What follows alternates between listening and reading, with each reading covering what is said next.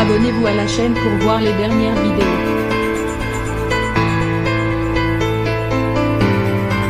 C'est le casse-tête qui agite le roi Charles en ce moment, à la veille de son premier voyage à l'étranger en tant que monarque. Qui sera désigné pour s'occuper des affaires courantes du palais pendant son absence? Si la règle veut que les 5 premières personnes majeures dans l'ordre de succession prennent ce rôle, soit la reine Camilla, les princes William et Harry, le prince Andrew et sa fille, la princesse Béatrice. Cela ne lui conviendrait pas du tout et il ferait tout pour la changer. En cause, les cas difficiles de son fils, le prince Harry et surtout de son frère, le prince Andrew. En effet, le roi Charles refuserait en bloc que celui-ci ait la moindre once de pouvoir dans la famille royale. Lui qui a été démis de ses titres militaires après avoir été impliqué dans l'affaire Epstein.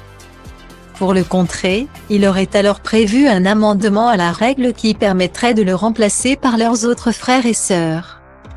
La princesse Anne et le prince Édouard, tous les deux déjà très impliqués dans les missions de la famille royale. Et tous les deux remplaceront également le prince Harry, victime collatérale de cette décision. Le fils cadet du roi Charles s'attendait cependant sûrement à cette décision, lui qui avait de toute façon renoncé à ses droits en sortant des membres seniors de la famille royale. Cependant, en ces temps de fragile réconciliation, cela ne lui fera peut-être pas vraiment plaisir de se voir remplacé par sa tante et son oncle.